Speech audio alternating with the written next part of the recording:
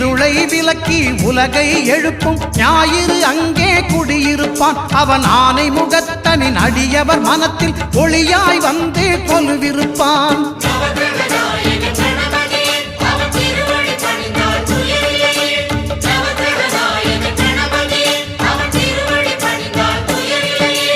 ஒன்பது கோளும் ஒன்றாய் காண